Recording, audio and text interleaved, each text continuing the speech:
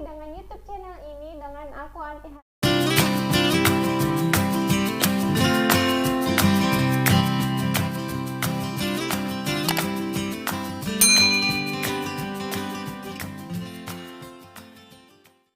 Oke, di video kali ini aku mau membahas tentang lanjutan video sebelumnya di mana kita membahas tentang Jack the Ripper.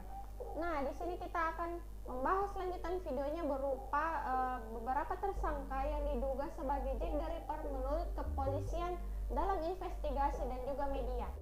Nah, langsung aja ke videonya. Yang pertama, Montagu John Druid.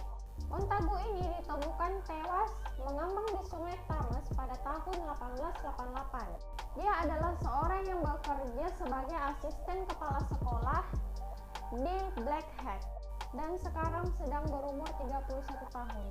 Maksudnya waktu itu. Nah, menurut media ini, Montagu meninggal bunuh diri karena depresi dan memiliki gangguan mental karena disebabkan oleh dia dipecat dari pekerjaannya karena Montagu ini memiliki kelainan seksual. Dan juga diketahui bahwa ibu dan neneknya ini memiliki penyakit mental. Jadi kayaknya keturunan kan ya? Oke, lanjut. Seorang asisten kepala polisi yang bernama Sir Melville Macnaghten mengira Montagu ini adalah seorang dokter yang berumur 41 tahun. Dan diketahui bahwa Montagu ini berada di kota kelahirannya sehari setelah pembunuhan pertama terjadi. Menurut para ahli, Montagu ini tinggal di Whitechapel, tapi sebenarnya Montagu tinggal berada jauh dari Whitechapel. Jadi menurut kalian Montagu ini gugur nggak ya dari salah satu tersangka Jack the Ripper ini? Bagaimana menurut kalian? Amin. Selanjutnya yang kedua adalah Seweryn Klossowski. Seweryn adalah seorang berkebangsaan Polandia dan kebetulan berimigrasi ke Inggris pada tahun 1887 dan kebetulan tinggal di Whitechapel. Nah, Seweryn Klossowski ini memiliki nama lain yaitu Ludwig Slosky yang dipakai saat tinggal di Whitechapel dan berprofesi sebagai tukang cukur dan memiliki nama lain lagi yaitu George Chapman, tapi tidak ada hubungannya dengan Annie Chapman, yaitu salah satu korban dari Jack the Ripper. Pada tahun 1930 dia dihukum gantung diri karena membunuh 3 istrinya, di mana para ahli menyebutkan bahwa dia bukanlah seorang Jack the Ripper karena tidak mungkin Jack the Ripper ini mengubah modus cara pembunuhannya. Yang ketiga adalah Aaron Skonsminski. Aaron adalah seorang Yahudi yang berkebangsaan Polandia dan berimigrasi ke Inggris pada tahun 1880 dan bekerja sebagai penata rambut di Whitechapel. Pada tahun 1891, dia dimasukkan di rumah sakit jiwa karena mengancam saudara perempuannya dengan pisau. Tapi ada yang membingungkan para ahli di mana polisi menetapkan satu tersangka yang bernama Kosminski tanpa nama depan, dan dikatakan pula dia adalah seorang yang berkebangsaan Polandia dan memiliki riwayat masuk ke rumah sakit jiwa. Apakah itu Aaron? Cuma hanya sedikit bukti yang menetapkan bahwa Kominski adalah seorang yang sama berada pada rumah sakit jiwa sama dengan Kosminski yang dijadikan tersangka. Ada kemungkinan tertukar dengan Aaron tadi, nama Aaron tadi yang diketahui bahwa sebenarnya nama pasien rumah sakit jiwa itu Nathan Kaminsky.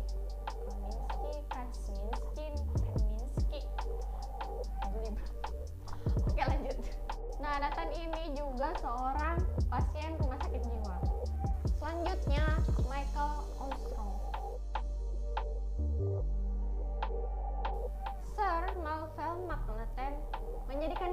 dia salah satu tersangka karena dia adalah seorang mantan dokter bedah dari angkatan Rusia. Tetapi tidak ada bukti nyata di mana catatan kejahatannya hanya melakukan pencurian dan penipuan. Maksudnya tidak ada kejahatan berat gitu seperti membunuh orang. Seperti itu. Selanjutnya yaitu John Kizer. Banyak masyarakat yang mengira-ngira bahwa The Ritter Apron inilah pelakunya. PS, The Ritter Apron itu adalah julukan yang diberikan oleh masyarakat kepada John Kizer. Karena ada berita yang mengatakan bahwa John ini pernah membunuh dengan menusuk seseorang, makanya sersan bernama William Ciki ini yakin bahwa dia adalah seorang Jack the Ripper. John kemudian ditangkap, tapi dia menyangkal bahwa dia berada di tempat yang berbeda saat dua pembunuhan terjadi, dan yang pertama itu dia berada pada keluarganya, dan yang kedua dia sedang mengobrol dengan seorang polisi dengan menonton kembang api di London Docks. Selanjutnya adalah James Thomas Saunders. James ini dituduh karena dikaitkan dengan kematian teman baiknya yaitu Francis Collett, di mana dia ditangkap lalu dibebaskan kembali karena tidak memiliki bukti yang cukup kuat, di mana saat pembunuhan itu terjadi James ini berada di laut. Oke, yang terakhir Francis Tabletti.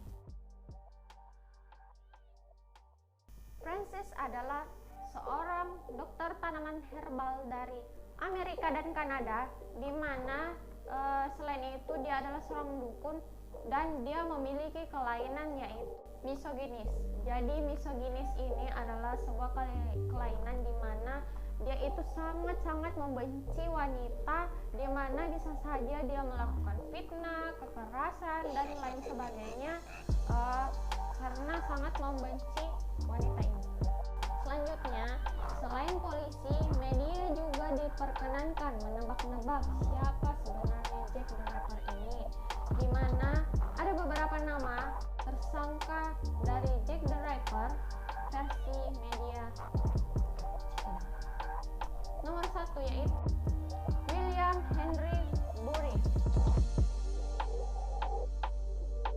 Pada tanggal 4 Februari 1889, dia membunuh istrinya yang merupakan seorang mantan PSK dengan cara dicekiknya hingga meninggal, lalu kemudian dia memberikan beberapa goresan-goresan luka pada tubuh mayat itu dan kemudian dimasukkan ke peti.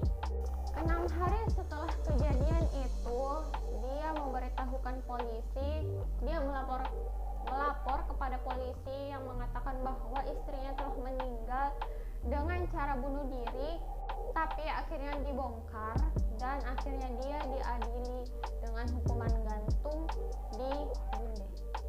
Selain itu, dia menyangkal bahwa dia adalah seorang Jack the Ripper, tapi dia membenarkan bahwa dialah yang membunuh istrinya. Bagaimana menurut kalian? Komen dong. Thomas Neil Crane. Thomas adalah seorang dokter di mana dia diam-diam membuka praktik aborsi dan memiliki kejahatan yaitu membunuh suami selingkuhannya.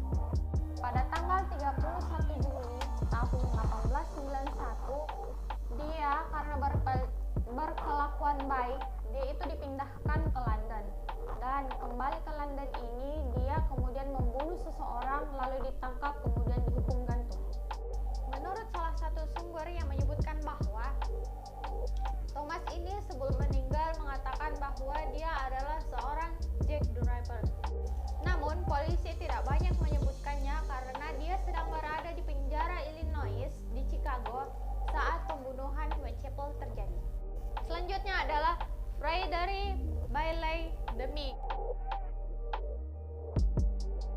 Dia ditangkap karena dinyatakan bersalah dan dipenjara karena dia telah membunuh istrinya dan mayat istrinya itu ditaruh di bawah kolong rumahnya. Sebelumnya dia juga membunuh istri pertamanya yang sebelumnya itu istri keduanya di Lancashire pada tahun 1891. Tapi ini kasusnya tidak pernah dipecahkan, jadi makanya itu dia pergi ke Australia dan menikah lagi dengan istri keduanya dan dia membunuh lagi. Tapi dia tidak digubris sama polisi bahwa dia adalah seorang Jack the Ripper karena pada saat pembunuhan itu terjadi dia sedang berada di penjara, atau seseorang mengatakan bahwa dia sedang berada di Afrika Selatan. Carl Feigenbaum. Carl ini ditangkap dan dieksekusi karena membunuh seorang wanita yang bernama Juliana Hoffman dengan cara menggorok tenggorokannya. Setelah dieksekusi, Carl ini memiliki pengacara dan pengacaranya itu bersama dengan mantan seorang detektif mengatakan bahwa dia adalah seorang Jack the Ripper karena Carl ini sangat membenci wanita dan dia mengatakan bahwa pada suatu hari aku akan membunuh wanita dan memutilasinya. Dan yang terakhir adalah Robert Johnson Stephenson. Robert adalah seorang jurnalis dan seorang penulis. Dan walaupun begitu dia sangat tertarik dengan ilmu gaib-gaib gitu dan ilmu hitam. Nah, Robert ini pernah masuk ke rumah sakit jiwa pada saat pertama kali kasus pembunuhan Jack the Ripper ini terjadi. Dan dia keluar rumah sakit jiwa pada saat kasus pembunuhan Jack the Ripper ini selesai. Robert juga pernah menulis artikel di koran dan dia menyebutkan bahwa Jack the Ripper ini adalah seseorang yang berkebangsaan Prancis dan sangat menyukai hal-hal yang berbau ilmu hitam. Nah kan, apa dia memberi petunjuk untuk dirinya sendiri ya? Atau dia sengaja membuat sensasi? Komen di bawah dong pendapat kalian. Selanjutnya, Robert ini menuduh kepala rumah sakit yaitu Dr. Davis, di mana dia mengatakan bahwa dokter itulah seorang Jack the Ripper. Berikutnya, William Thomas melaporkan Robert sebagai Jack the Ripper, tapi polisi ini tidak menggubris laporan tersebut karena Dr. Morgan Davis sendiri dan Robert itu berada di rumah sakit saat pembunuhan itu terjadi. Nah, itu dia adalah beberapa tersangka dari sisi investigasi polisi dan juga pendapat media. Tapi sebenarnya sangat-sangat banyak orang yang dicurigai sebagai Jack the Ripper ini, tapi aku hanya merangkum beberapa, itu aja udah banyak. Merangkum beberapa tersangka diduga sebagai Jack the Ripper. Selanjutnya kita melangkah ke masa depan, yaitu 130 tahun ke depan pada tahun 2007. Pada tahun 2007, seorang penulis dan mengaku sebagai detektif partikelir. Partikelir ini maksudnya detektif swasta lah, bisa dibilang begitu. Dia mengatakan bahwa dia ini telah memecahkan kasus Jack the Ripper, di mana dia membeli sebuah selendang yang berpemilikan yaitu Catherine Eddowes. Kalian ingatkan sebelum itu Catherine Eddowes ini adalah salah satu korban penetapan salah satu korban Jack the Ripper, di mana selendang itu ditemukan tidak jauh dari mayat Catherine sendiri dengan terdapat darah di dalamnya, dan di samping selendang itu terdapat tulisan semacam, aku lupa, tapi kayak berbunyi Yahudi adalah bukan orang yang patut disalibkan, ya semacam itulah. Nah, dia itu dapat selendangnya di acara pelelangan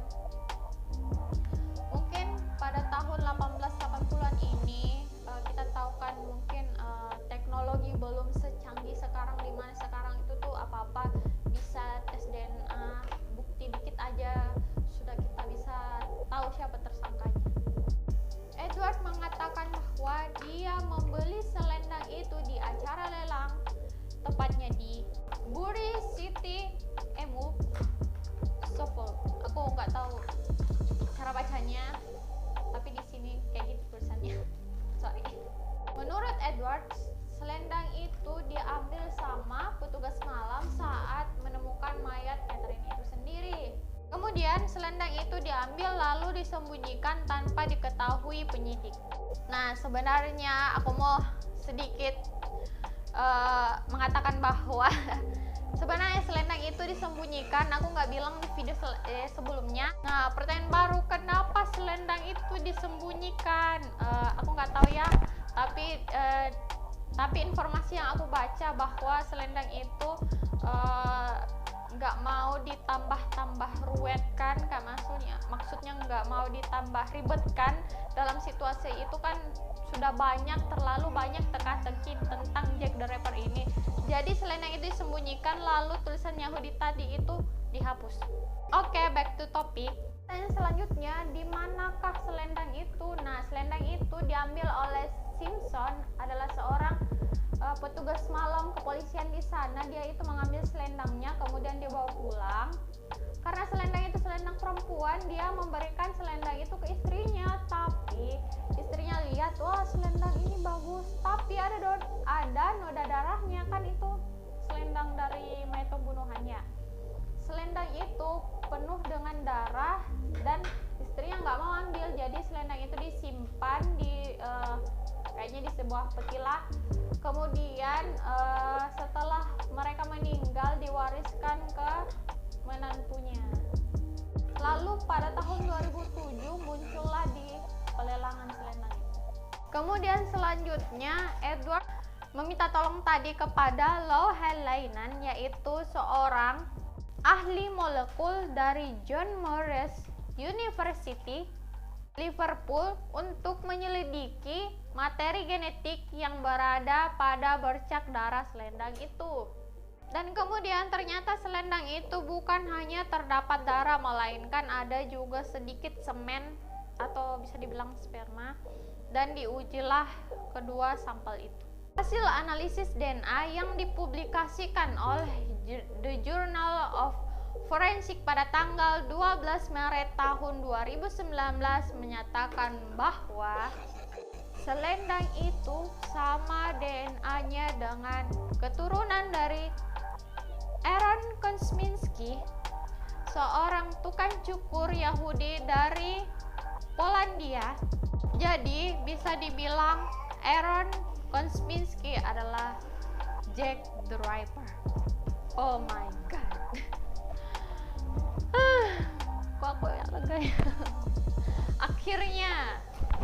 Tapi ada spekulasi yang mengatakan bahwa ini kan Aaron Kosminski pada waktu itu masuk ke rumah sakit jiwa. Jadi mana mungkin seorang yang berpenyakit mental itu dapat menulis surat-surat yang dikirimkan pada media dan kepolisian. Itu menurut para ripperologis lah istilahnya. Oke, kita kembali lagi tentang DNA. Sorry aku muter-muter ngomongnya. Jadi DNA itu dicocokkan oleh kerabat Aaron Kosminski, rambut gelap dan memiliki mata yang berwarna gelap. Hal tersebut ternyata cocok dengan satu-satunya saksi yang mengatakan bahwa deskripsi tersebut sangat sama dengan ciri-ciri orang yang dilihat pada malam itu. Itulah akhir dari kasus Jack the Ripper. Bayangkan 130 tahun baru terpecahkan. Tapi walaupun sudah ditetapkan tersangka yaitu Aaron Kosminski, tapi masih banyak lagi teori-teori yang lainnya membenarkan atau menyangkal pendapat tersebut. Tapi mau bagaimana lagi, pada saat itu, pada waktu itu pelaku tidak mendapatkan sama sekali hukuman. Lalu aku mau minta pendapat kalian, apakah kalian dapat mencurigai salah satu tersangka dari orang-orang yang aku sebutkan tadi, ataukah kalian setuju dengan Edward ini tentang selendang Catherine? Silahkan berkomentar. Oke, segitu aja video kali ini. Udah selesai. Oh my god, lumayan bikin sakit kepala, tapi jujur aku excited banget tentang menyelesaikan siapa sebenarnya Jack the Ripper ini. Oke, karena anak udah nangis, sebelumnya jangan lupa like sama subscribe. Oke, see you in the next video.